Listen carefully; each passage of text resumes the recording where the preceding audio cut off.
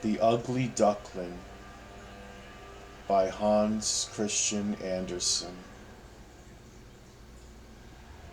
It was lovely summer weather in the country, and the golden corn, the green oats, and the haystacks piled up in the meadows looked beautiful.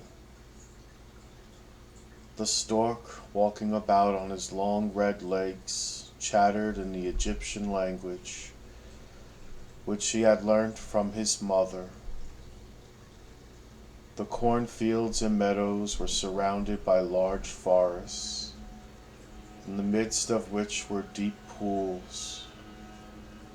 It was indeed delightful to walk about in the country. In a sunny spot stood a pleasant old farmhouse close by a deep river, and from the house down to the water side grew great burdock leaves, so high that under the tallest of them a little child could stand upright. The spot was as wild as the center of a thick wood. In this snug retreat sat a duck on her nest, watching for her young brood to hatch.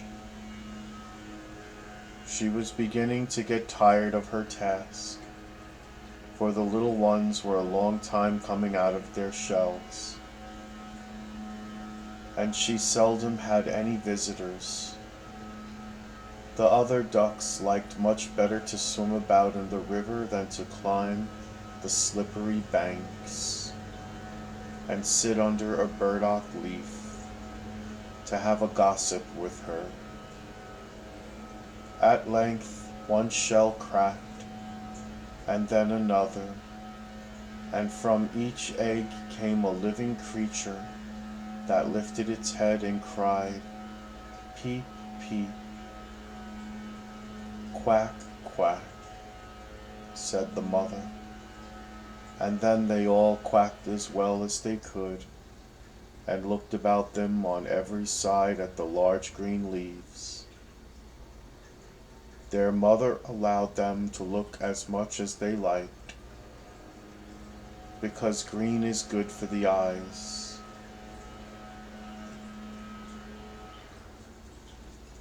"How large the world is," said the young ducks, when they found how much more room they now had than while they were inside the eggshell.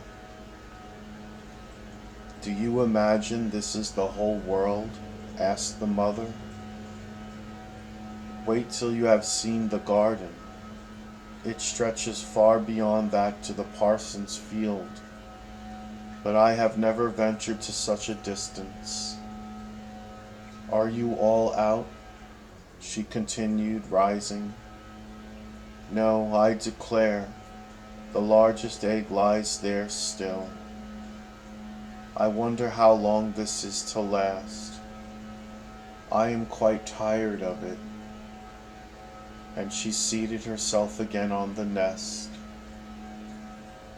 "Well, how are you getting on?"